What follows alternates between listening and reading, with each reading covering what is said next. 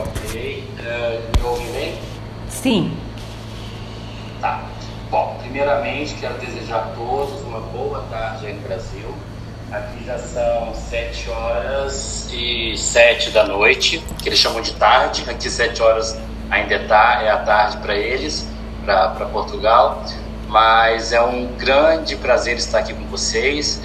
Para quem, como eu, que já ministrei aulas, é muito bom, né, tentar passar um pouco do nosso conhecimento profissional para os alunos, né?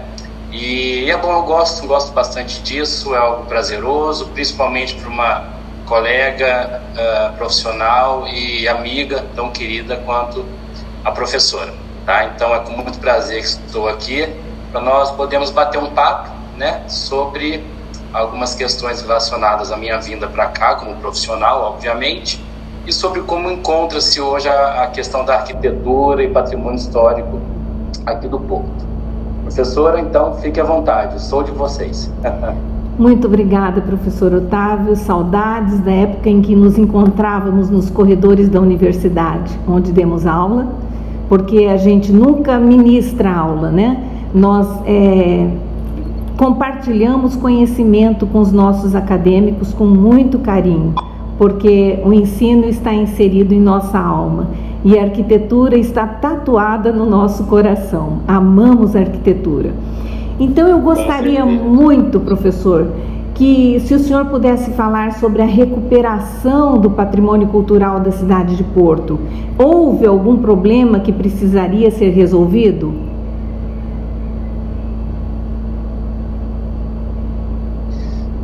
Então, falarmos sobre patrimônio histórico no Porto, nós temos que entender um pouquinho o que aconteceu em Portugal nos últimos anos, principalmente na cidade do Porto. O que acontece? Portugal é um país pequeno, mas é muito pequeno mesmo. Quando eu falo para eles que daqui até Lisboa é menos do que Campo Grande e Corumbá, né? E Campo Grande e Corumbá, para quem anda aí, sabe que você pode ir e voltar no mesmo dia. É cansativo, mas você pode. São 460 quilômetros. Campo Grande e Corumbá. Eu sou corumbaense, para quem não sabe. E quando eu falo que daqui até Lisboa não é nada para a gente, para o brasileiro, eles acham isso um absurdo. Acham que, nossa, o Brasil realmente é muito grande. Cabem quase 93 Portugais dentro do Brasil. Para você ter uma ideia como realmente esse país tem dimensões muito pequenas. Só que a capital de Portugal é Lisboa, como vocês sabem.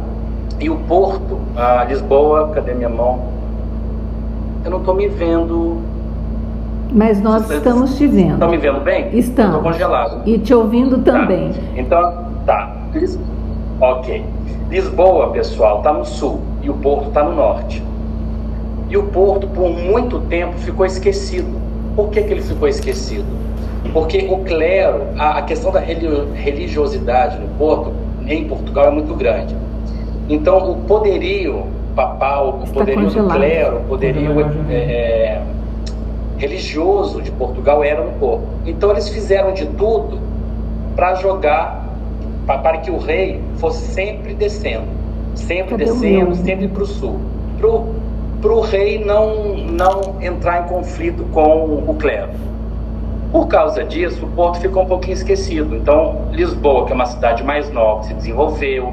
Lisboa é uma cidade bonita. Lisboa é uma cidade arborizada, uma cidade larga, uma cidade muito mais estruturada que o Porto. Apesar do Porto ser mais antiga que Lisboa. O Porto só tem 800 anos. Uma cidade bem novinha, só tem 800 anos. Só que com isso, pessoal, é uma cidade que até então ela estava judiada, mas uma cidade antiga, né? Sem muitas obras arquitetônicas, obras novas, muitos casarios abandonados, mas muito mesmo. Então o que acontece? A questão de 15 a 10 anos atrás, o Porto o turismo começou a voltar os olhos para o Porto. O Porto já é uma cidade de crescimento econômico, uma cidade de crescimento econômico, mas ficou muito vinculado à questão só de negócios. Não era uma cidade vinculada ao turismo. Então, pouquíssimas pessoas falavam do Porto. Com esse crescimento, o que aconteceu? as pessoas, os casarios antigos, a região central, aonde moravam os portuenses, começaram a dar lugar a moradias, a hostels, a restaurantes, voltados para o turismo internacional. Então, o que acontece? O portuense não está mais se sentindo do Porto, ele se sentiu obrigado a afastar da cidade. Então, isso é uma discussão que está havendo, porque tudo que você faz em relação ao patrimônio histórico, você tem que ver os dois lados, né? Sempre vai ter um lado bom e um lado ruim. Nunca vai ser algo que vai agradar a todo mundo. Então, a cidade está ficando cada vez mais bonita, o patrimônio histórico está voltando muito os olhos para o turismo, o urbanismo também está sendo voltado mais para as questões turísticas. O Porto fica numa encosta, né? na beira do Rio Douro. Então tem muita escadaria. Então algumas escadarias que eram centenárias e centenárias estão dando lugares a escadas rolantes, mesmo ao ar livre. Então sempre tem essa questão do até que ponto o Porto é do portuense, até que ponto o Porto é de Portugal. Então onde você vai hoje, você ouve todas as línguas, do chinês, africano, alemão, inglês, americano, francês, tudo. Você vê todas as pessoas aqui, tanto para moradia, para turismo, quer dizer, quanto para estudo, né? A faculdade do Porto é muito tradicional. Depois eu vou falar um pouquinho sobre ela. Ela é muito tradicional, então tem gente do mundo inteiro aqui estudando, fazendo esse estudo continuado, né? Que aqui chama Erasmus, aqui em Portugal chama Erasmus, são pessoas que vêm do outro lado, do outro país, para finalizar os estudos aqui. Então nós temos, estou olhando meio para o lado porque eu fiz uma colinha aqui, o Porto, ele ganhou pelo The Urbanism Awards 2020 a melhor cidade europeia de 2020. O Porto e o norte de Portugal ele ganhou 4 prêmios pelo World Travel Awards. Quer dizer, o turismo aqui é muito forte. E agora, recentemente, a noite de São João, a festa de São João, ela foi eleita como a melhor festa popular da Península Ibérica. O que isso quer dizer? Essa noite de São João, só para quem participou sabe o que é a melhor festa entre Portugal e Espanha. E olha que Espanha é muito tradicional de festas e eventos também, né? Então, essa questão do patrimônio histórico, ela vem resgatar as fachadas. Então, é obrigatório você manter as fachadas, que aqui se chama alçadas, não é fachada, é alçadas. Então, vem uma estrutura metálica, essa estrutura segura a fachada, o resto interno do prédio é demolido. Já está falando sobre o segundo questionamento, a importância da parte histórica. Mas a fachada fica intacta. Então, assim, se vocês puderem depois pesquisar fotos da cidade do Porto, vocês vão ver uma cidade antiga, medieval, né? E depois eu vou falar um pouquinho disso também. Só que toda reestruturada para o turismo, quer dizer, ela é bonita, é uma cidade muito bonita, vale a pena vir para o Porto, nem que seja para visitar ou passear. É isso aí. Mais alguma coisa daqui? Pronto, próxima pergunta, professora. O que você poderia falar para nós, professor, sobre a arquitetura da cidade do Porto um pouquinho mais e a importância da preservação dessa história? Porque está havendo uma modernização, creio que para facilitar a vida daqueles que vão fazer turismo aí, porque as pessoas não aguentariam subir e descer aquelas escadarias que tinham de pedra. Como eu já estive em Porto, achei uma cidade maravilhosa, a parte cultural é espetacular, o que nós precisamos que seja preservado para que o turista saia daí com os olhos cheios daquela imagem linda da cidade de Porto. Então, pelo que o senhor está colocando para os alunos, para nós que estamos aqui longe da realidade que você está vivendo, é muito importante saber a sua opinião como professor de arquitetura sobre a importância dessa preservação da história e falar um pouquinho mais da arquitetura da cidade de Porto. E o que te chamou a atenção em Portugal com relação à arquitetura mais diferente com o que você já conhecia aqui no Brasil? Porque você saiu do Brasil e se deparou com uma realidade totalmente diferente da nossa. Sim, com certeza. Bom, vamos lá. O Porto, nós que viemos de um país relativamente novo, e quando eu digo país, pessoal e professora, eu não quero que vocês entendam que o Brasil tem 500 anos, tem 520 anos, não tem 520 anos. Filho, o Brasil em si só foi emancipado em não 1822. Então, até então, quando nós falamos em Brasil, nós falamos de Portugal. De 1500 até 1822, o Brasil era de Portugal. Então, o Brasil, como país, é relativamente novo, né? E quando você vem para um país que é um dos mais antigos do mundo, Portugal é um dos 10 países mais antigos do mundo em questão territorial. É um dos países que nunca aumentou mais do que o seu território. Colônias são colônias, mas em questão de território, Portugal não aumentou, sempre foi desse tamanho, né? Competindo com o Japão, com a China, que são países muito antigos também, países milenares, né? Então você percebe uma evolução de uma arquitetura desde a época romana, que eu vi já ruínas romanas aqui no Porto, isto é, da época de Cristo, ou até mesmo antes da época de Cristo, coisas medievais, vilarejos medievais, que aqui se chamam aldeias, até a arquitetura nova, né? Até a nova arquitetura, presente inclusive com arquitetos portuenses, que ganharam o prêmio internacional.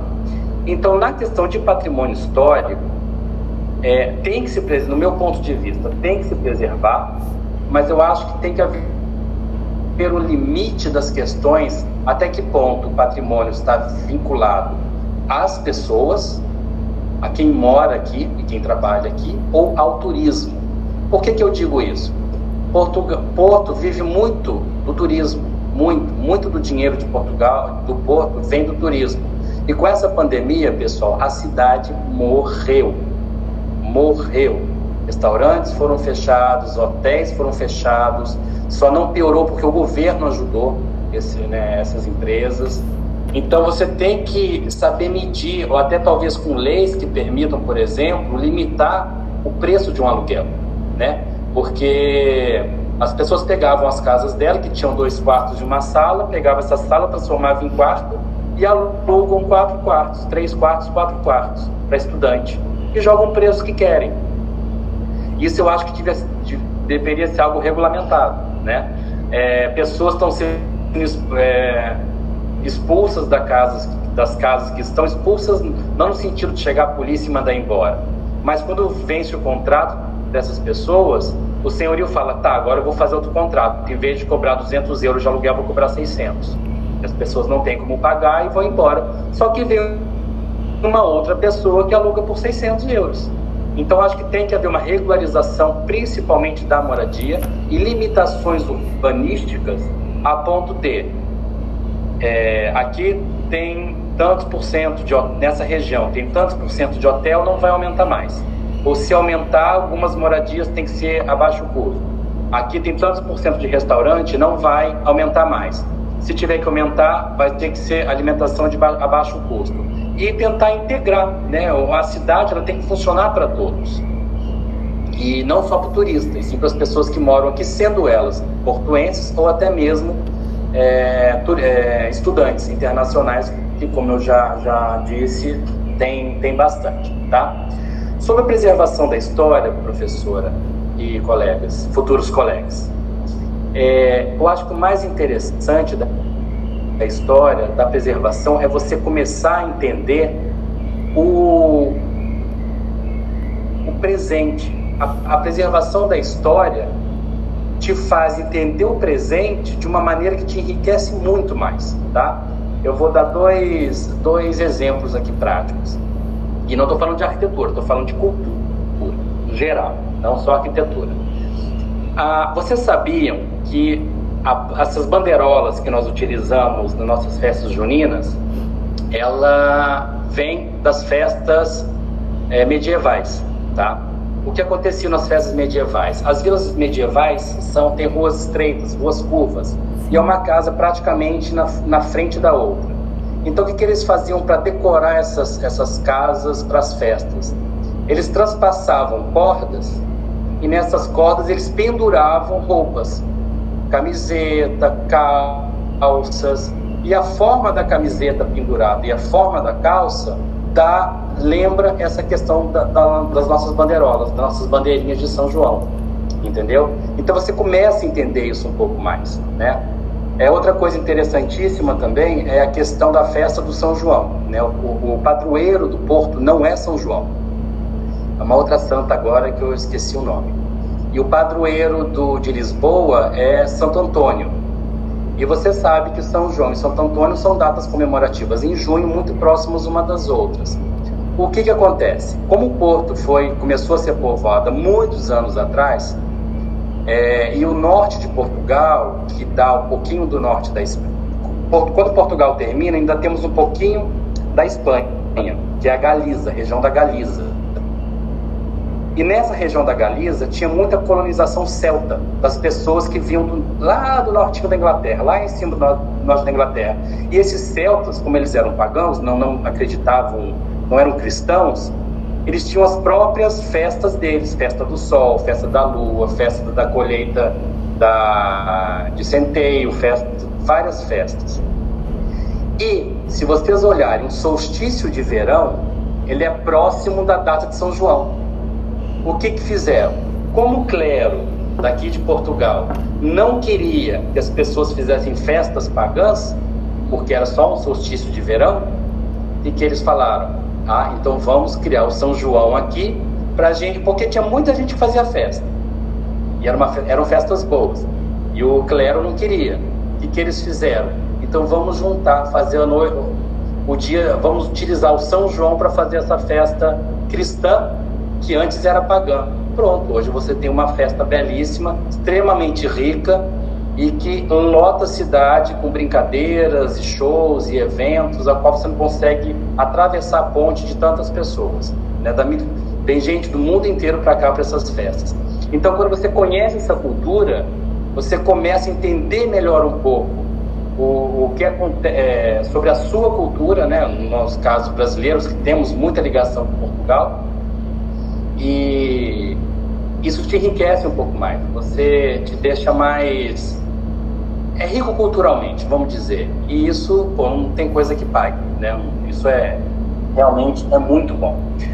Sobre a arquitetura do Porto, então eu consigo perceber aqui as duas coisas. Eu consigo perceber o antigo, que são as ruas medievais, as ruas antigas, e o novo, tá? Em 2010, se não me engano, o Porto foi considerado a capital mundial, capital europeia da cultura. Então, o arquiteto Rencolhas foi contratado, o holandês Rencolhas foi contratado para criar um teatro, uma casa da música, um teatro, uma casa de espetáculo chamado Casa da Música. Então, e sem contar os dois arquitetos portuenses, né? Portuenses não, os dois arquitetos são de Portugal, mas fizeram faculdade aqui na Universidade do Porto, que é o Álvaro Sias e Souto Moura. Eles são daqui, né? Então, você vê obras dele em vários lugares. A estação do metrô, né? A estação do metrô é do Álvaro Siza, se não me engano. A faculdade de arquitetura ao qual eu tenho aula é do Álvaro Siza. E, gente, a faculdade de arquitetura não é um prédio só, são 6 prédios. Entendeu? São 6 prédios com auditório, uma biblioteca belíssima, prédio de 4 pavimentos, salas de aulas gigantescas, maquetaria, área reservada ao patrimônio histórico, ao urbanismo. Então, é uma faculdade muito rica, né? Considerada uma das melhores da Europa, tanto pela premiação dos arquitetos mundialmente reconhecidos, quanto pela produção, né? Todos os meus professores têm livros conceituados, tanto aqui quanto fora. Então, isso é uma coisa que te enriquece bastante, né? Ok. Mais uma pergunta, prof? Professor, quanto às cidades fortificadas, o que você teria para explanar para os nossos acadêmicos de arquitetura? Olha, até o Porto é uma cidade fortificada, né? Sim. Foi uma cidade fortificada. O Porto, inclusive, tem uma alcunha de cidade invicta, né? O sobrenome dela é Cidade Invicta. O que isso quer dizer? Uma cidade que nunca foi conquistada, nunca entraram na cidade do Porto. E essas fortificações, elas são importantes porque elas podem determinar que, se uma cidade for invadida ou não, o rei pode continuar a mandar ou não. Então você vê que os pontos mais altos dessas cidades fortificadas é onde ficava o rei. A diferença é o seguinte: aqui no Porto, a parte mais alta da cidade ficava o quê? O clero, ficava a igreja, ficava onde os bispos moravam. E por mais que eles não fossem reis, eles tinham um papel importantíssimo na questão de coordenação dessa região. Essa região era uma região muito vista, porque enquanto Lisboa era 100% fortificada com fortes, o Porto só tinha as muralhas.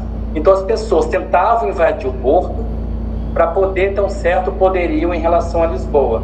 Isso raramente acontecia, né? O Porto nunca foi conquistado, mas ela é esperta. Quando elas viam que talvez alguém ia conseguir alguma coisa, elas paravam tudo e falavam: por favor, entra, vamos conversar, o que está acontecendo, né? Então isso foi uma cidade muito esperta, foi uma cidade muito, muito boa nesse quesito de saber lidar com confrontos e guerras. E é muito gostoso você morar num país que a história difere da sua, né? Não é que a história de Portugal é melhor que a do Brasil, não é isso. Mas é uma história diferente, então você vê que isso até hoje se traduz num pessoal que é mais reservado, um pessoal que às vezes é um pouco mais grosso, um pessoal que às vezes é arredio. Não conheço bem assim. O norte de Portugal é diferente do sul, né? O norte é esse pessoal, o norte lembra muito Minas Gerais, né? O povo mineiro é um povo respeitador, um povo educado, um povo que te abraça, mas isso demora. O mineiro, ele é reservado, e o norte de Portugal é assim. Então, aonde eu entrei, e eu fiz questão de conviver com portugueses, aonde eu entrei, no início foi difícil, mas depois que eu entrei, eu estava em casa. Então, para eles, eu sou português. Otávio é português, tem que falar português e não é brasileiro mais, pá. Isso é maravilhoso, é uma experiência de vida inigualável. Agora, para nos satisfazer um pouquinho a curiosidade, como foi o início da sua experiência como estudante em Portugal? Como é estudar em Portugal? Você percebe muitas diferenças da formação brasileira no seu doutoramento? A professora foi horrível. Minha experiência foi horrível. Olha, eu vou falar para os colegas, para os alunos, o seguinte: a gente não gosta quando o professor pega no nosso pé. Isso é uma coisa horrível. O professor cobra, o professor dá pontuação para o aluno que fez trabalho, dá uma ajudinha para o aluno que fez outro, para começar a ver o que o aluno está a fazer. E então isso é um saco para a gente. E eu cresci, né? Minha faculdade foi em cima disso. Apesar de ter feito faculdade numa universidade muito conceituada, os professores não eram largados, eles cobravam mesmo da gente, iam na cola, ficavam no pé, em cima. Tanto a minha especialização quanto o meu mestrado também foi assim, né? Meus orientadores me cobravam, né? Me cobravam bem. E o doutoramento aqui é totalmente diferente. Esquece, o professor chega na sala de aula, ele senta, começa a falar, não apresenta nem um slide, nem uma foto, e fala durante as 4 horas. E quando eu digo que ele fala durante as 4 horas, ele fala durante as 4 horas. E é só ele que fala. Não tem essa interação como nós temos nas salas de aulas aí do Brasil. Então, assim, por um lado, eu senti muito, e vou dizer que eu não estou gostando do doutoramento, nesse sentido que eu achei, que eu esperava mais dos professores. Ao mesmo tempo, professora, eles sabem muito, tá? São professores que você pode sentar com eles e falar sobre tudo, porque são pessoas que sabem, eles são muito sábios. só que não sabem passar, né? Então, pro doutoramento, o que eu estou te falando é para o doutoramento. Graduação e mestrado já é uma outra forma, já não posso informar, já não tenho mais informações sobre isso. Mas para o doutoramento, aqui você se faz. Não é o professor não dá ajudinha, o professor não arredonda a nota, aqui é você que vai fazer seu estudo. Esquece o orientador, o orientador é bom, beleza, mas não é aquela coisa que você vai entrar em contato com ele toda semana, né? Cada um fica na sua. E eu acho que, assim, eu quase tranquei o doutoramento, não vou negar, mas eu falei, olha, eu vim para cá para isso, também para isso, né?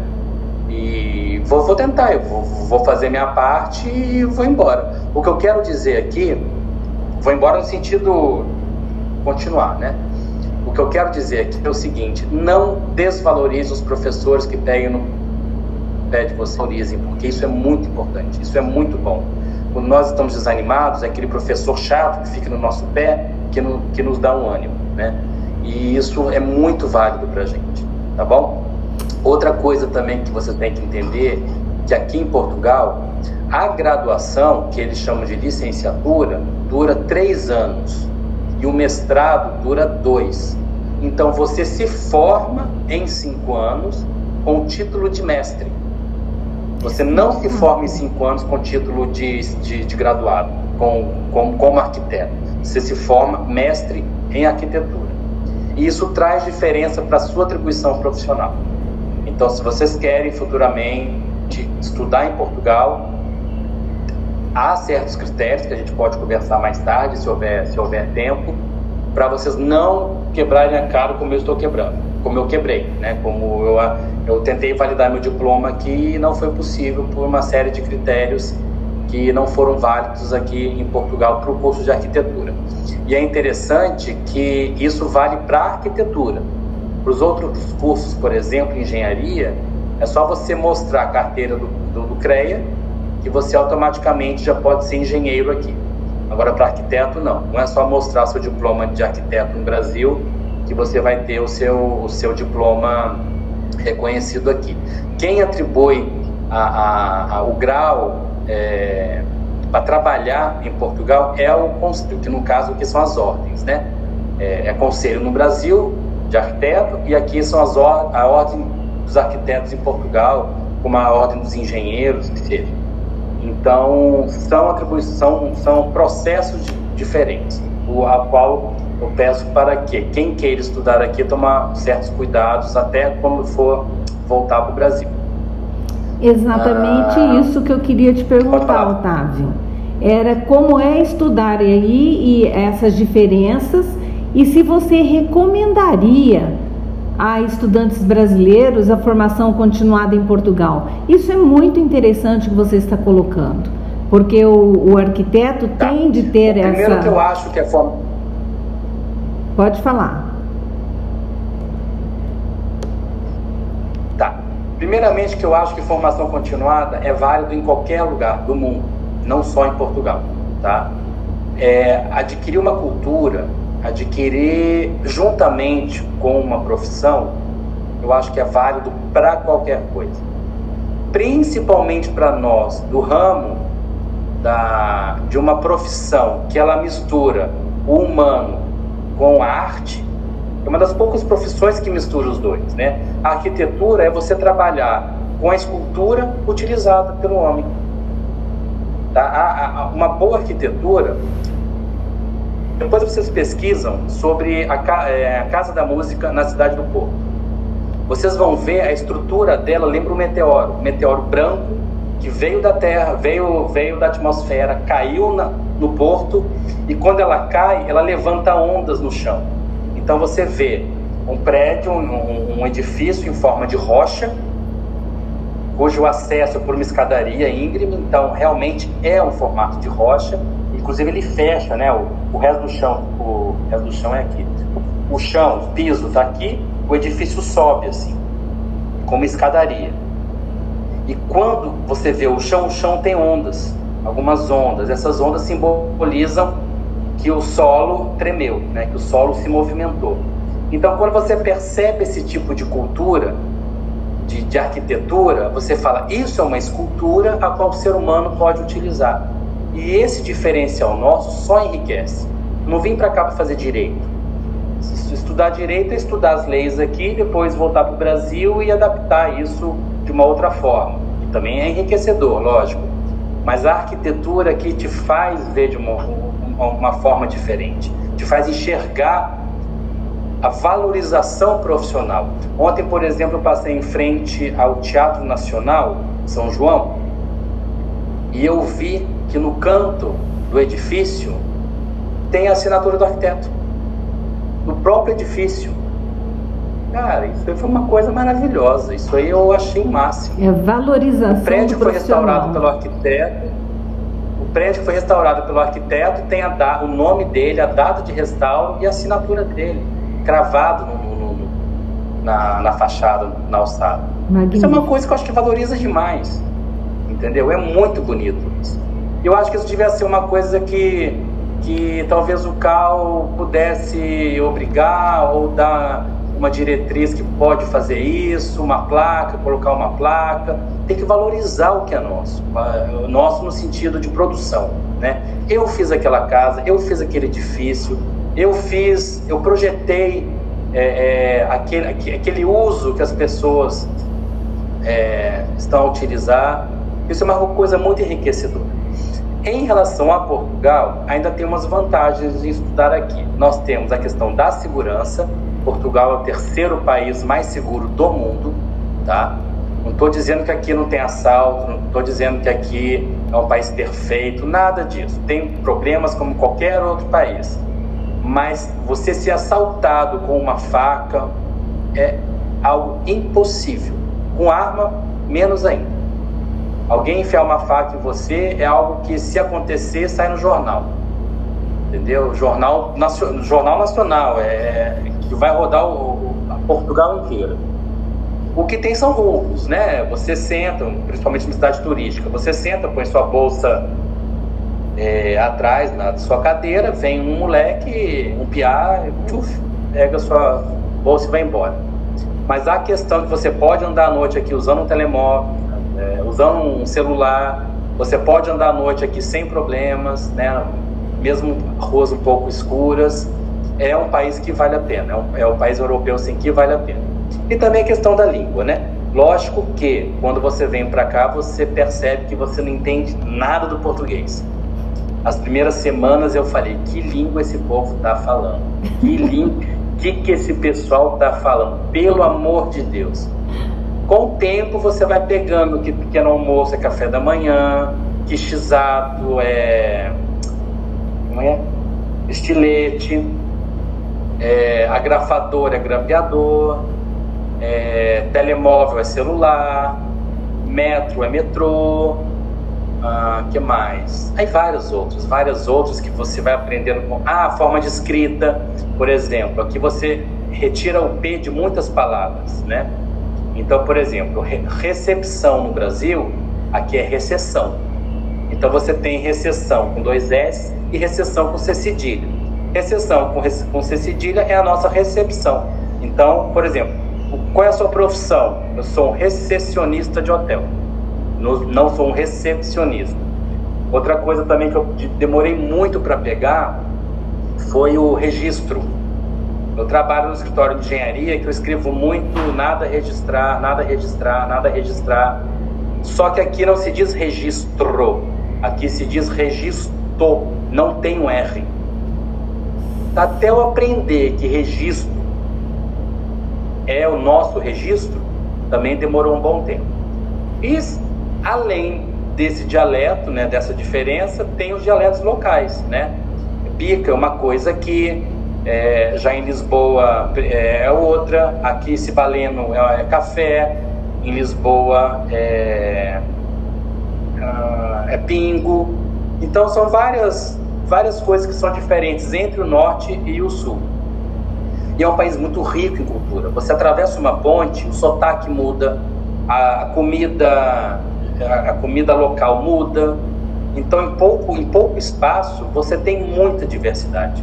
Muita diversidade. Nós temos o dialeto aqui, que é um dialeto nacional, registrado como dialeto nacional, que é da região de Miranda, que você não entende nada. Temos a ilha da Madeira, que também a ilha ganhou prêmio pelo 3º ano consecutivo de melhor ilha europeia. Para vocês terem uma ideia, estamos falando da Europa, que é considerada a melhor ilha da Europa, que também a língua que você não entende. Os Açores também é outro dialeto, não é língua, é outro dialeto que você também dificulta. Mas depois de um tempo você pega super bem e chega a ser cômico, palavrões, né, que são palavrões aí no Brasil, aqui não são palavrões. O que é palavrão aqui não é aí no Brasil, alguns, né? Então acaba se enturmando um pouco mais com os portugueses, o que é muito bom, né?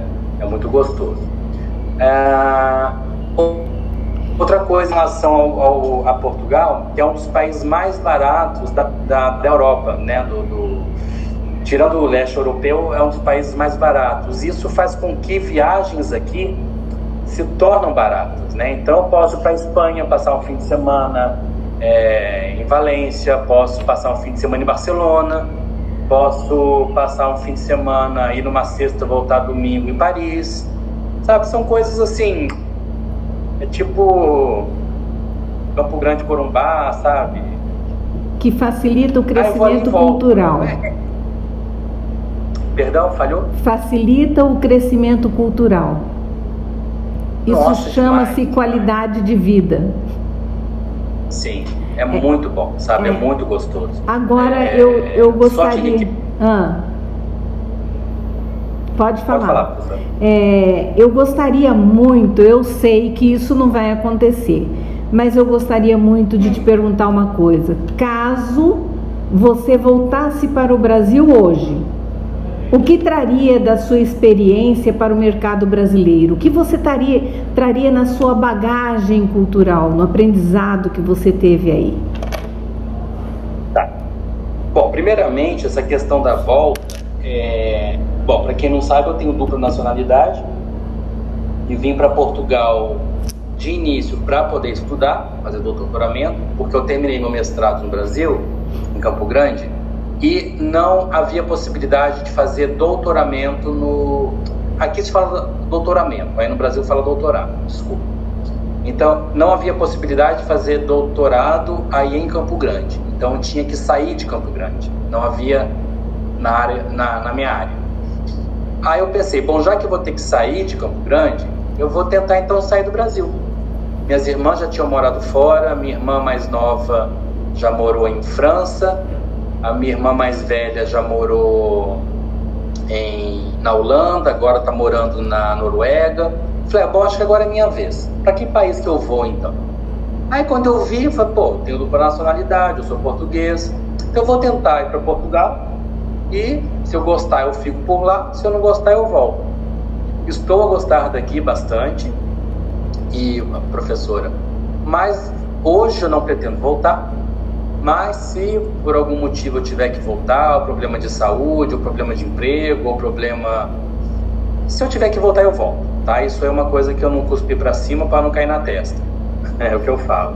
Se eu tiver que voltar, eu volto. Não, hoje eu não tenho essa previsão, mas se eu tiver que voltar, eu volto.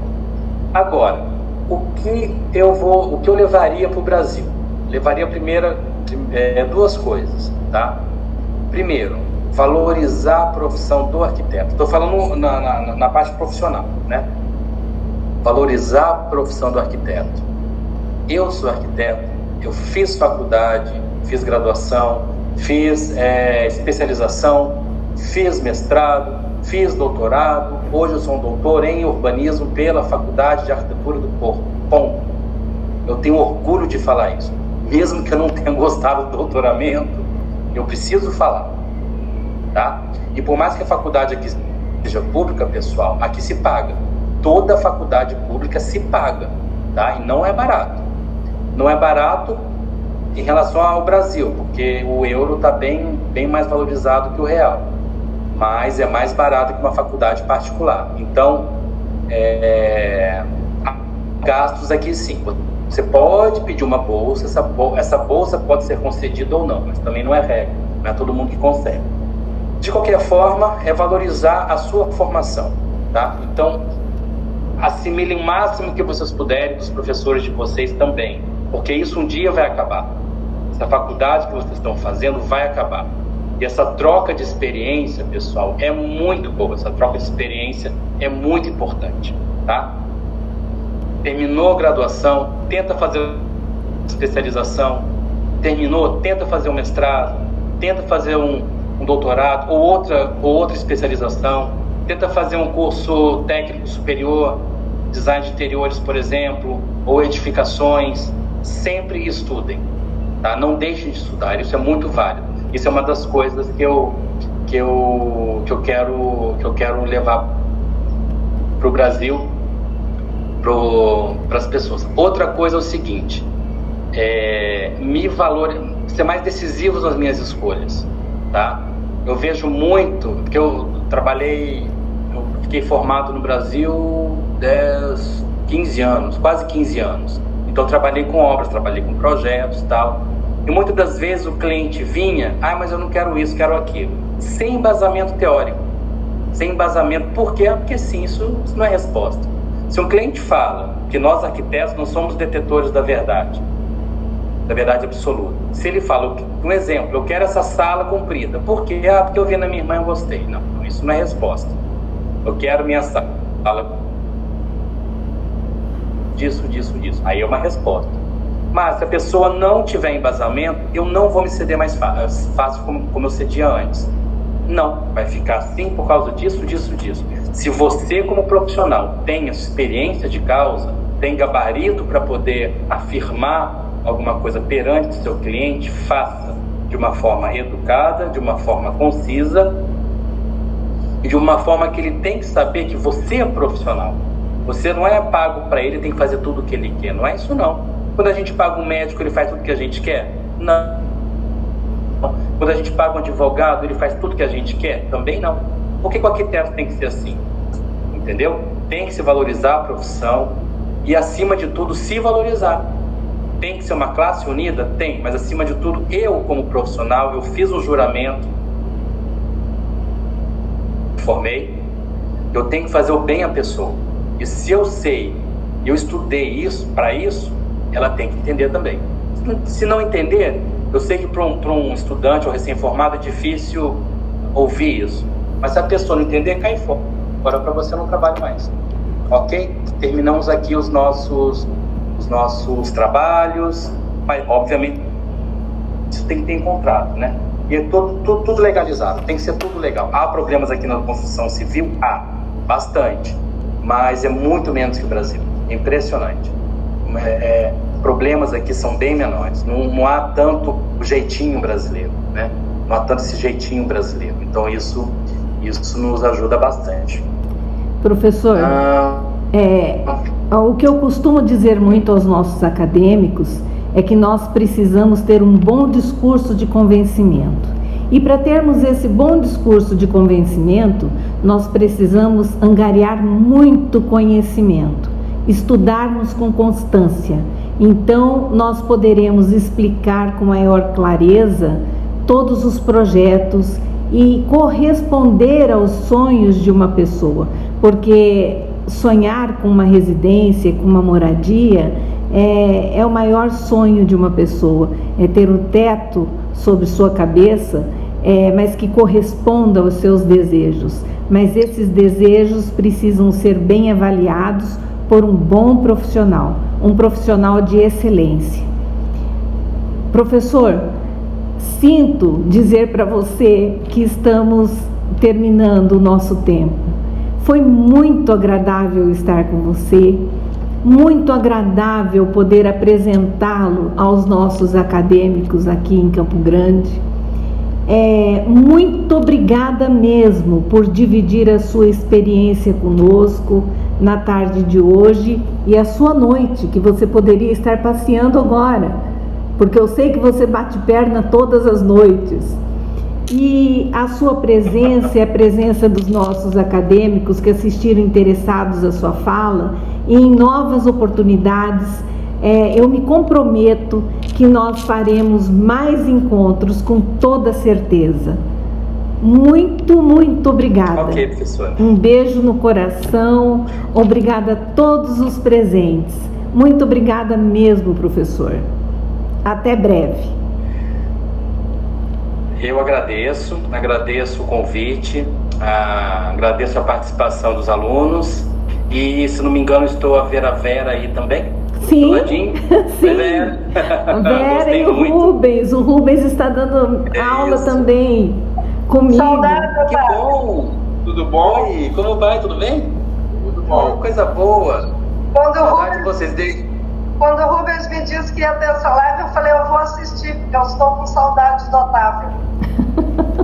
Em dezembro estarei aí, se Deus quiser. Vamos nos ver. Ou nós iremos aí. Quero comer pão de queijo. Saudade de pão de queijo. Bastante. Alguns eu não conheço, mas foi um enorme prazer estar aqui. Novamente, precisar voltar para falarmos sobre a equivalência de diploma, para quem tem interesse também, eu acho que é importante, porque é uma coisa que eu penso bastante, né? E estou à disposição de todos vocês, se precisarem de alguma coisa, estamos aqui. Eu vou passar um recadinho para o pessoal.